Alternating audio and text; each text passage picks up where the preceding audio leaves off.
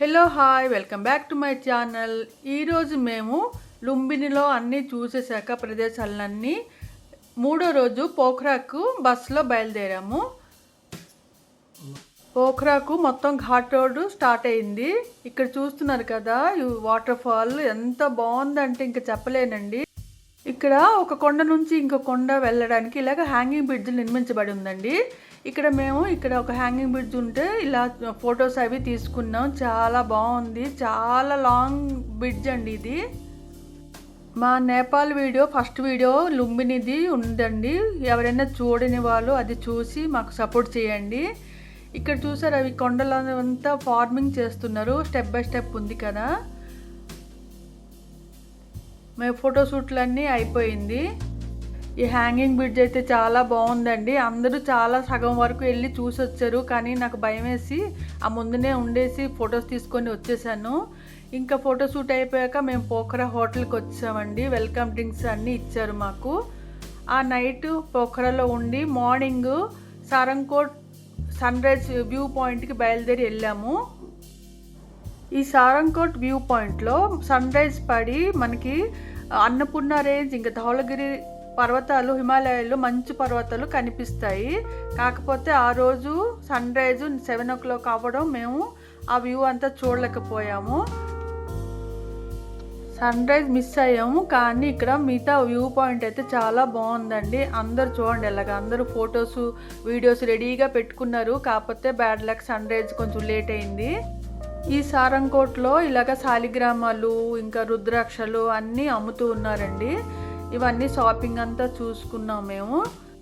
సారంకోట్ view point తర్వాత హోటల్కి వెళ్ళి బ్రేక్ఫాస్ట్ చేసి మేము వింధ్యవాసిని టెంపుల్కి బయలుదేరి వచ్చామండి. ఈ వింధ్యవాసిని దేవి మన ఇండియాలో శక్తిపీఠంగా వింధ్యాచల్ ప్రాంతంలో వర్ధిల్లుతున్నారు. ఆవిడ్ని ఇక్కడ నేపాల్ కూడా తీసుకొద్దామని ఇక్కడ రాజులు కొందరు ప్రయత్నం చేసి ఇక్కడ ఈ కొండ మీద ప్రతిష్ఠించారు. ఈ వింధ్యవాసిని మందిర ప్రాంగణంలో సరస్వతి మందిరం, హనుమాన్ మందిరం, శివ మందిరం, వింధ్యవాసిని సంస్కృత విద్యాలయం, విష్ణు మందిరం, గణేష్ మందిరం, అనేక విధాలైనటువంటి మందిరాలు ఉన్నాయి. ఇక్కడ నందీశ్వరుడు చెవుల్లో కోరికలు చెప్తే నెరవేరుతాయని ఇక్కడ భక్తుల విశ్వాసము. నేపాల్లో ఆడవాళ్ళు ఎక్కువగా ఎరుపు రంగు డ్రెస్సులు, చీరలు ధరిస్తూ ఉంటారు. ఇక్కడ ఎరుపు రంగు సింధూరంలో బియ్యం వేసి కలిపేసి ఇక్కడ బొట్లు పెడతారండి. ఇక్కడ ప్రత్యేకత. నేపాల్లో ఎక్కువగా దొరికేది రుద్రాక్ష కదండి, ఒరిజినల్గా ఇక్కడ దొరుకుతుంది. ఇక్కడ మనం చూస్తుంది రుద్రాక్ష చెట్టు. ఇక్కడ అంతా చాలా రుద్రాక్ష చెట్లు ఉంటాయి. వింధ్యవాసిని అమ్మవారి దర్శనం అయ్యాక అక్కడ నుంచి మేము ఫెవా లేక్కి బయలుదేరామండి. ఈ ఫెవా లేక్ బోటింగ్లో వెళ్ళామండి. ఈ ఫెవా లేక్ మధ్యలో ఐలాండ్లో వారాహి అమ్మవారు ఉన్నారు. ఈ లేక్ డెప్త్ దాదాపుగా 80 feet ఉంటుందండి. ఇక్కడ కంపల్సరీగా మనకి లైఫ్ జాకెట్ వేసుకోవాల్సిందే. ఈ లేక్ పొల్యూషన్ అవ్వకుండా ఉండడానికి ఇక్కడ పెడలింగ్ బోట్లే ఉంటాయి, మోటార్ బోట్లు ఉండవు. నేను కూడా బోట్ని పెడలింగ్ చేసి కాసేపు డ్రైవ్ చేశాను. చాలా బాగా అనిపించింది. అసలు లేక్ అయితే సూపర్గా ఉందండి. ఎంత బాగుందో వ్యూ, ఇంకా చెప్పలేను.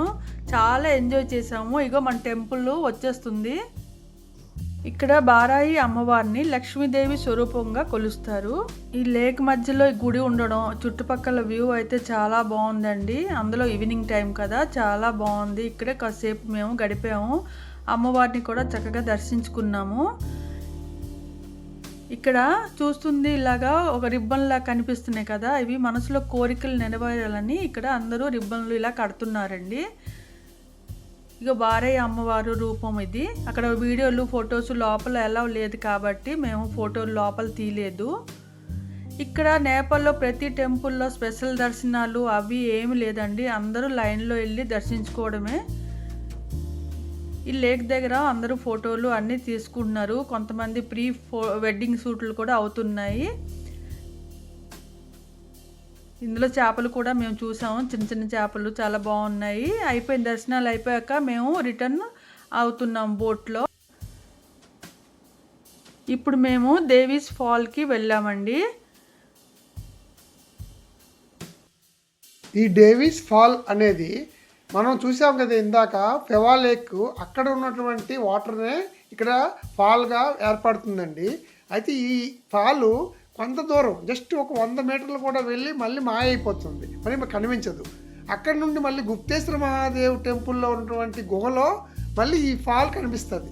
ఇదే ఇక్కడ విశేషం. కాబట్టి ఇక్కడ జనమందరూ విపరీతంగా చూడడానికి వస్తారు. ఈ గుప్తేశ్వర గుహలో ఆక్సిజన్ కూడా అందదు, కాబట్టి చాలా జాగ్రత్తగా చూడాల్సి ఉంటుంది. ఈ జలపాతాన్ని చూడండి, ఇక్కడ చూస్తే మీకు కనిపించేది ఆ కొద్ది మాత్రమే. తర్వాత 100 అడుగుల లోతైనటువంటి హోల్ కనిపిస్తుంది కదా, అందులో పడి అది మళ్ళీ ఇక్కడ నుండి మాయమైపోయి గుప్తేశ్వర టెంపుల్లో మీకు కనిపిస్తుంది. అక్కడికి కూడా వెళ్ళి మనం చూద్దాం. ఈ డేవిస్ ఫాల్ దగ్గరలో ఉన్న గుప్తేశ్వర ఆలయంకి వచ్చామండి.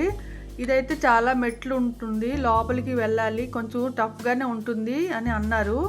కాకపోతే వెళ్దామా వద్దా అని ఆలోచించాము.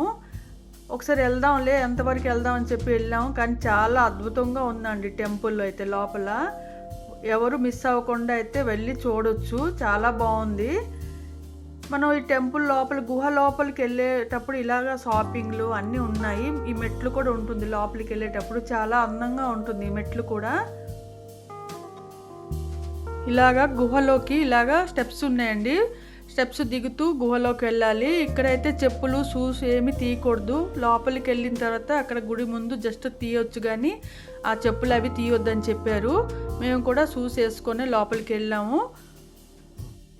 ఈ గుహ మార్గవంతియు లైమ్ స్టోన్తో తయారైన ఉండడం వలన మనకు ఎక్కడ చూసినా వాటర్ పడుతూ ఉంటుందండి. ఈ గుహ మార్గవంతియు ఇరుకుగా ఉండడం వలన మనకు తలకు తగిలే అవకాశం ఉంటుంది. మార్గం కూడా చాలా ఇరుకుగా ఉండడం వల్ల మనం చాలా కేర్ఫుల్గా ఆ దారి అంతా చూసుకుంటూ జాగ్రత్తగా వెళ్ళాలి. ఇక్కడ లైటింగ్ కూడా ఎక్కువగా ఉండదు, చీకటిగా ఉంటుంది, కేర్ఫుల్గా ఉండాలి.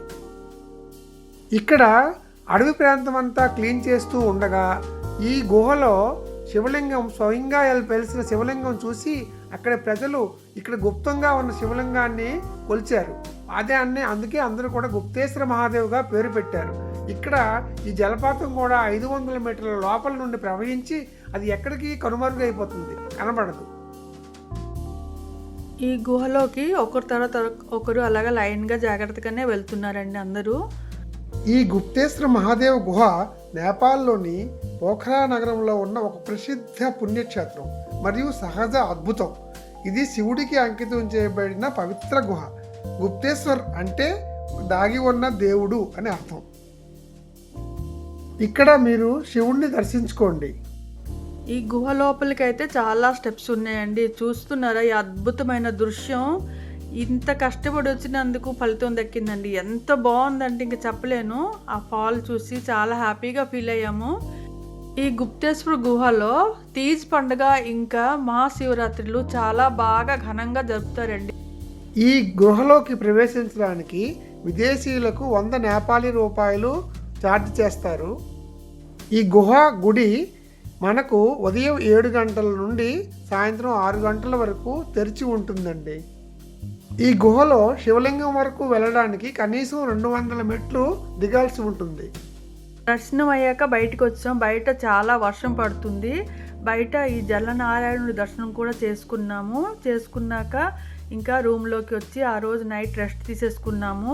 మా వీడియోస్ కనుక మీకు నచ్చినట్లయితే please like, share and subscribe. Next day Pokhara నుంచి కాఠ్మాండుకు బయలుదేరుతామండి. ఆ వీడియోస్ కూడా మీతో షేర్ చేసుకుంటాము. Thank you all.